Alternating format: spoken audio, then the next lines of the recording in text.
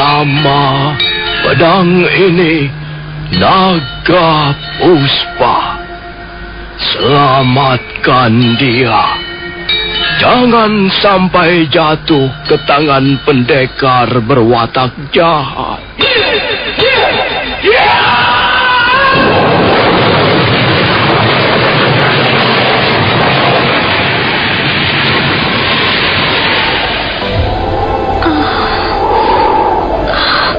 Kakang Kamandanu, kau masih juga tidak percaya bahwa aku mencintaimu.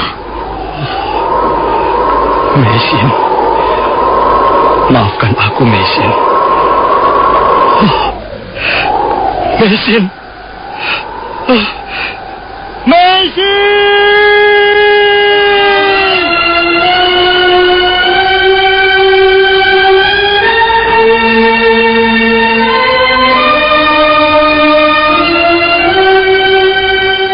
Tutur Tinula.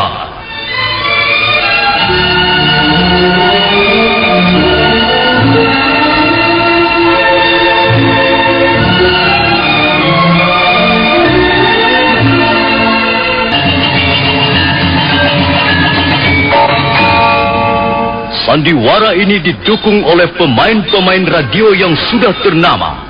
Ferry Fadli, Ivone Rose, dan Eli Ermawati.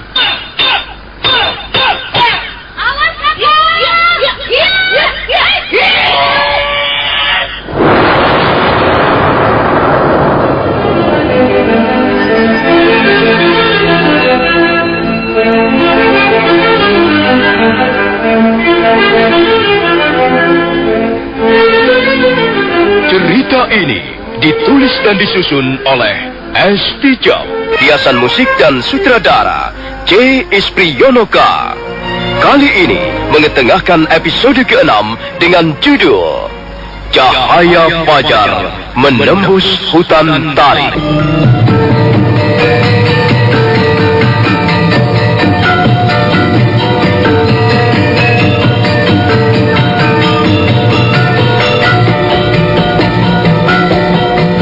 Dalam seri ke-155 ini didukung oleh para pemain Harry sebagai Dia Sang Ramawijaya, Mas Sono sebagai Arda Raja, Idris Apandi sebagai Ramapati, Nusri Nurdin sebagai Lembu Sora, Petrus Urspon sebagai Jaya Katwang, Bambang Jeger sebagai Kebo Mundara, Eli Ermawati sebagai Mesin, Rus dan Dahlan sebagai pedagang, dan Asdi Suhastra pembawa cerita.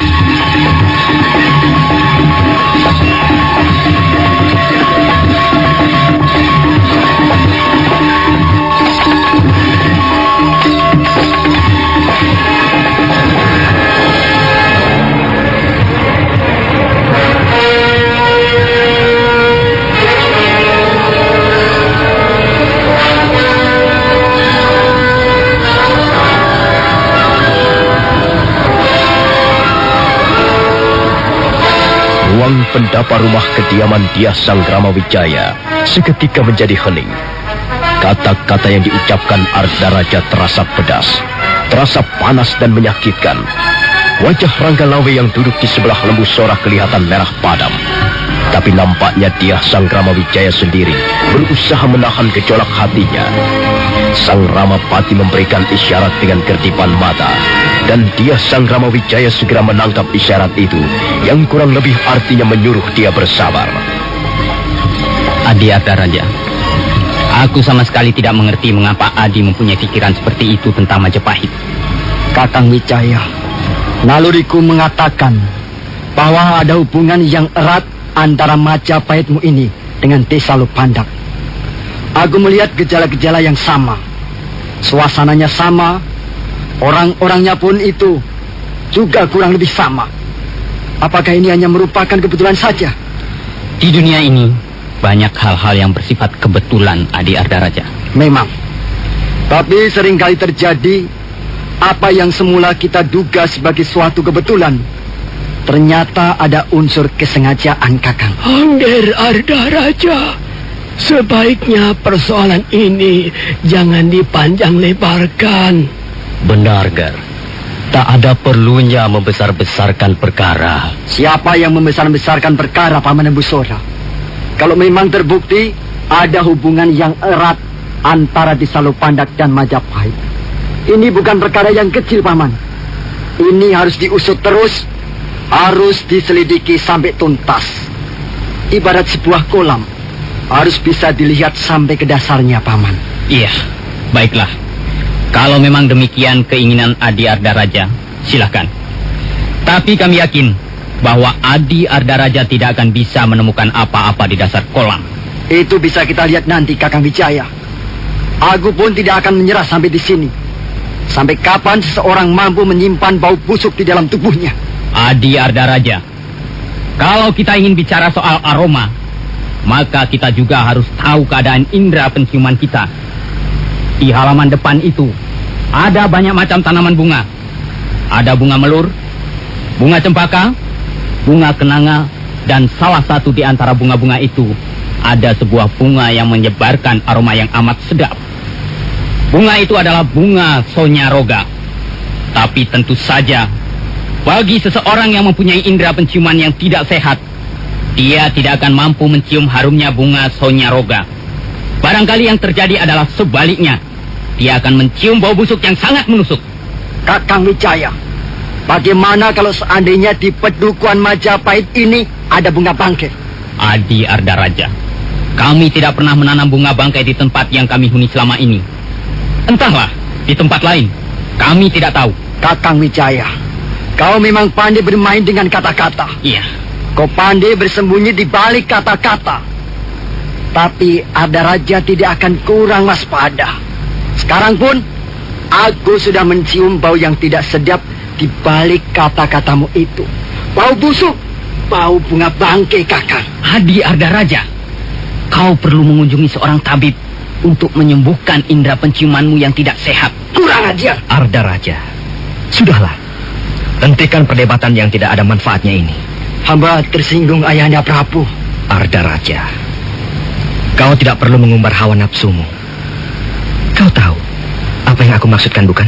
Baik, Ayahanda Prabu.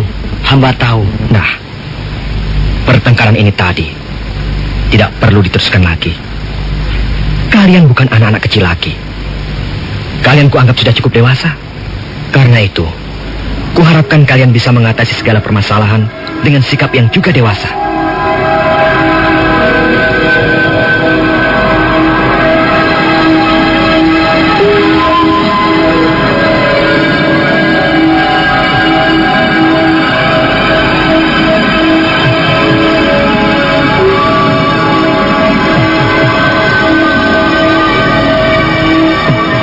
Ketegangan di ruang pendapa tidak terus berlanjut.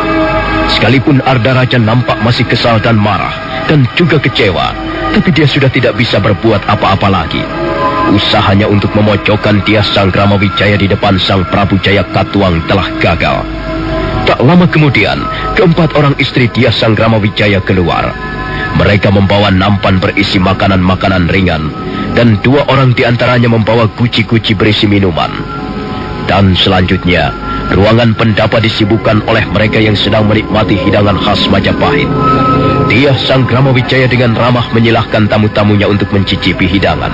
Sementara nampak Sang Ramapati sibuk melayani Sang Prabu Jaya Katuang minum tuak. Mari, silakan Gusti Prabu. Iya. Terima kasih, Paman Rampati. Ayo, Paman Kebun Ayo, Ardaraja. Iya, Gusti. Iya, Gusti. Maaf, Gusti Prabu. Apakah Gusti Prabu tidak berminat untuk berburu di hutan tarik ini?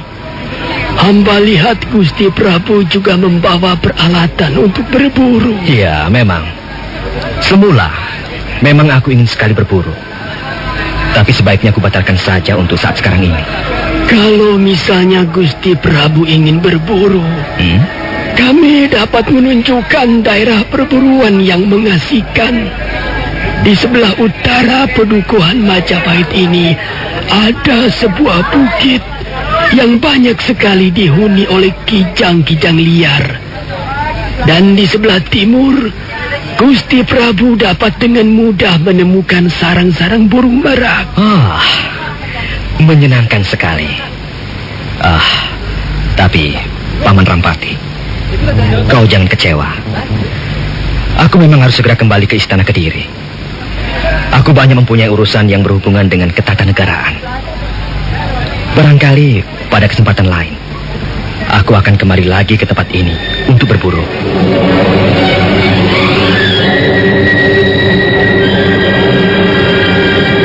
Menjelang lepas tengah hari, Sang Prabu Jayakatwang berpamitan kepada Dyah Sanggrama Wijaya. Nampak Patih Kebo Mundarang mengatur prajurit-prajurit untuk bersiap-siap kembali ke Istana Kediri. Arda Raja sudah lebih dulu naik ke atas punggung kudanya. Wajahnya masih kelihatan kesal, dan dia tidak dapat menyembunyikan rasa kecewanya. Setelah Sang Prabu Jayakatwang naik ke atas punggung kuda, maka tak lama kemudian, rombongan pun segera diberangkatkan. Ya, ayo kita berangkat sekarang. Ya, berangkat.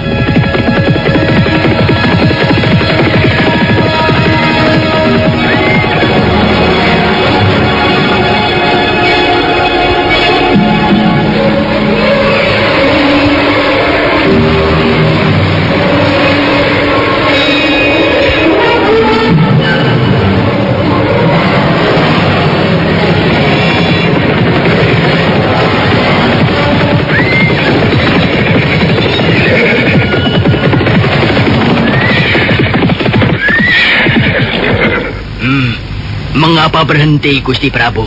Aku ingin bicara dengan Arda Raja. Apa yang hendak Ayahanda Prabu bicarakan dengan hamba? Arda Raja, kulihat kau masih nampak kecewa. Memang sebenarnya hamba sangat kecewa, Ayahanda Prabu. Arda Raja, kau adalah seorang pangeran pati. Kau adalah seorang pembesar negara. Kau tidak boleh menampakkan kekecewaan di depan umum. Terlebih lagi di depan orang yang menjadi musuhmu. Itu akan bisa membahayakan dirimu sendiri. Benar, Gusti Pangeran. Seorang pimpinan harus mampu menyembunyikan perasaannya. Sebab ada ungkapan yang mengatakan demikian. 2 orang prajurit bertarung dengan senjata pedang ataupun tombak. Tetapi 2 orang pimpinan bertarung dengan raut wajahnya, dengan senyumannya, dengan kata-katanya, dengan penampilannya. Tapi aku sudah tidak sabar lagi, Paman Kebo Mundarang. Aku kesal. Dyah Sanggrama Wijaya itu benar-benar licik. Sanggrama Wijaya boleh licik, Arda Raja. Tapi kau jangan menjadi pangeran pati yang tolol. Kau adalah calon pewaris tunggal tahta Panjalu. Karena itu, kau tidak boleh mengumbar hawa nafsumu di sembarang tempat. Ayahanda Prabu, kalau hamba berkata-kata keras terhadap Kakang Wijaya, itu hamba maksudkan untuk memojokkannya. Sebab hamba yakin dia telah menyembunyikan sesuatu yang berbahaya bagi pemerintahan Kediri. Arda Raja, kita tidak bisa menuduh tanpa bukti-bukti yang jelas. Benar, Gusti Pangeran. Perumpamaan yang Gusti Pangeran kemukakan di ruangan pendapa sangat bagus. Majapahit ibarat sebuah kolam. Dan kita semua tidak tahu apa yang terdapat di dasar kolam. Karena itu sebaiknya kita jangan membuat kolam itu menjadi keruh. Kita harus bersabar dan membiarkan kotoran mengendap di dasar kolam. Dengan begitu kolam akan menjadi jernih dan kita bisa melihat dengan jelas apa yang ada di dalamnya. Paman Kebo Mundarang, bagaimanapun juga aku tetap yakin bahwa Kakang Sanggrama Wijaya telah menyimpan bangkit busuk di dasar kolamnya. Arda Raja, untuk sementara kau simpan dulu keyakinanmu itu untuk dirimu sendiri. Ya, benar apa yang dikatakan oleh Paman Kebo Mundarang. Kita harus bersabar. Kita harus pandai-pandai menahan hawa nafsu. Kecurigaan yang tidak beralasan bisa menjerumuskan diri kita sendiri. Ya, biarkan saja dulu air kolam menjadi jernih. Tapi bukan berarti kita tidak mengawasi secara ketat apa yang sedang terjadi di Padukuhan Majapahit.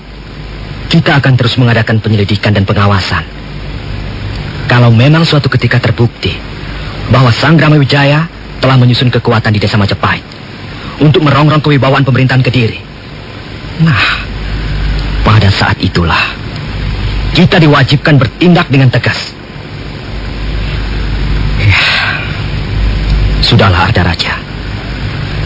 Kau tidak perlu merasa terlalu kecewa. Kunjungan kita kali ini tidak gagal sama sekali. Setidak-tidaknya, kunjungan kita ini akan membuat mereka berpikir 2 kali untuk menyusun kekuatan sebagai lawan tanding pemerintah Kediri. Bagiku, Majapahit tidak lebih dari seekor anak domba. Dan bagaimanapun juga, seekor anak domba tidak akan mampu menggeram seperti seekor singa. Sudahlah. Ayo, kita teruskan perjalanan.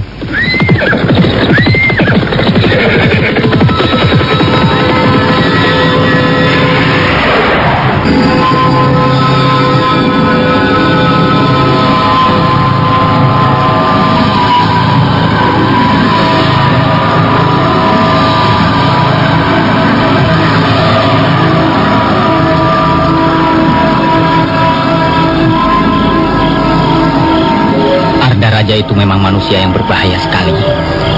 Dia licin seperti belut. Dia juga jahat seperti seekor serigala. Ampun, Gusti Pangeran. Justru sebenarnya yang berbahaya adalah Prabu Jayakatwang sendiri. Memang sepintas selalu dia kelihatannya tidak mencurigai kita. Tapi bukankah kita tidak tahu apa yang terdapat di dalam hatinya? Benar, Gusti Pangeran. Justru Gusti Sangramawijaya harus lebih waspada dalam menghadapi sikap Prabu Jayakatwang. Sikap bermanis-manis muka, senyuman yang ramah, dan tingkah laku yang menarik justru lebih berbahaya karena kita tidak tahu apa yang terdapat di dalamnya. Iya, benar Paman. Lalu sebaiknya langkah apa yang harus kita lakukan sekarang ini? Menurut pendapat hamba, tidak ada yang bisa kita lakukan selain lebih berjaga-jaga. Benar, Gusti. Penjagaan Majapahit ini harus lebih diperketat. Jangan sampai ada telik sandi pemerintah Kediri bisa menyusup kemari. Baiklah, Paman. Sekarang tolong kumpulkan seluruh warga Majapahit malam ini juga. Oh iya, apakah Kakang Ranggalawi sudah kembali? Oh, sudah, Gusti. Ranggalawe yang sudah kembali bersama calon-calon prajurit Majapahit yang selama ini bersembunyi di dalam goa-goa di sekitar Dukuh Majapahit. Kalau begitu, kumpulkan semuanya di halaman ini. Aku ingin bicara langsung pada mereka. Baik, Gusti.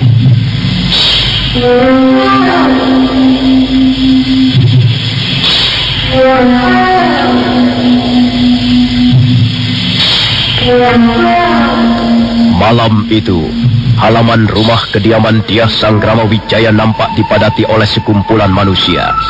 Mereka semua kurang lebih berjumlah 700 orang. Mereka adalah warga desa Majapahit, dan sebagian adalah calon-calon prajurit Majapahit yang selama ini telah dilatih dalam berbagai hal olah kanuragan. Mereka kelihatan berdiri dengan tegar, menunggu apa yang akan diamanatkan oleh Ratu Gustinya. Tak lama kemudian, Dyah Sangramawijaya keluar dari ruangan pendapa dengan diiringi oleh keempat orang istrinya.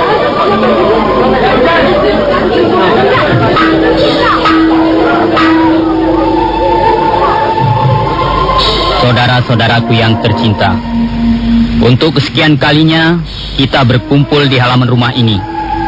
Dan untuk kesekian kalinya pula, aku ingin mengucapkan rasa terima kasih yang besar atas sikap dan dukungan kalian. Selama ini, kita telah membangun desa yang kita namakan Majapahit dengan susah payah. Kita menebang pohon-pohon besar, kita membuka lahan-lahan pertanian, dan kita bercocok tanam untuk menghidupi keluarga kita. Karena itu, kita tidak rela kalau ada orang atau sekelompok orang yang ingin merusak ataupun menghancurkan apa yang telah kita bangun dengan susah payah ini. Bagaimanapun juga, Majapahit adalah tumpuan harapan kita di masa-masa yang akan datang. Majapahit harus terus kita bina, kita bangun, dan kehadirannya kita tempatkan di atas segala kepentingan pribadi. Majapahit bukan hanya milik satu orang atau dua orang saja. Majapahit adalah milik kita semua. Karena itu, kita harus berani berkorban, berani bekerja keras untuk membela apa yang telah menjadi milik kita bersama. Hidup Majapahit! Hidup Majapahit! Hidup Gusti Sanggrama Wijaya! Hidup Gusti Sanggrama Wijaya!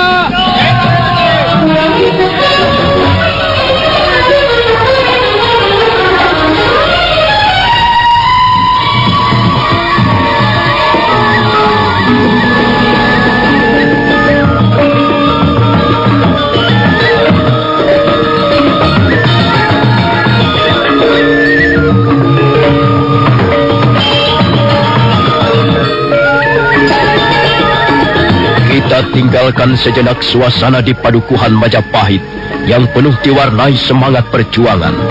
Sekarang marilah kita lihat keadaan di kota Singasari. Kota Singasari yang telah 70 tahun lamanya menjadi pusat roda pemerintahan, sekarang nampak sunyi. Semenjak roda pemerintahan dipindahkan ke Kediri oleh Prabu Jaya Katuang, kota Singasari seperti ibaratnya seekor macan tak bergigi lagi. Yang tinggal hanyalah puing-puing kejayaan Sri Rajasa atau Ken Arok di masa lalu sebagai pendiri kerajaan Singasari. Namun begitu, Sang Prabu Jaya Katuang masih tetap menganggap perlu kota Singasari dijadikan pusat pemerintahan perwakilan kerajaan Kediri. Dan Mantri Segoro Winotan yang dibekali 2000 orang prajurit Kediri ditunjuk sebagai penguasa istana Singasari dan sekitarnya.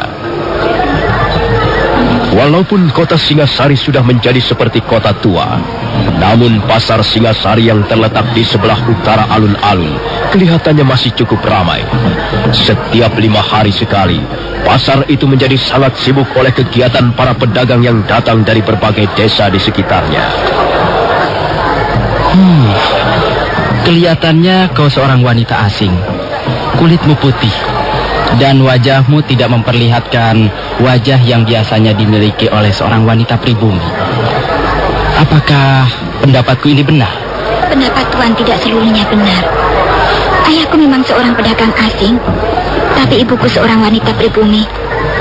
Aku lahir dari darah campuran. Begitu. Lalu siapa namamu? Nama saya Rara Ramuri. Di mana kau tinggal? Saya tinggal di desa Kacipuri. Kacipuri cukup jauh dari sini. Nah, apakah kau masih ingin makan yang lain? Tidak, Tuan. Sudah cukup. Berapa semuanya? Tunggu. Akan saya hitung dulu ya. 10, 5 kepeng, 2 kepeng. Ya. Semuanya 17 kepeng. Baiklah. Akan saya bayar. Aduh. Ada apa? Uang saya hilang, Tuan. Tidak bisa. Kau mau menipu aku ya? Kau pasti seorang penipu. Kau gembel jalanan. Kau makan seenaknya tanpa mau bayar. Kurang ajar. Kau pasti seorang pencuri. Pencuri! Ada pencuri! Tuan, saya bukan pencuri. Saya bukan pencuri, Tuan. Saya bukan pencuri. Ada pencuri!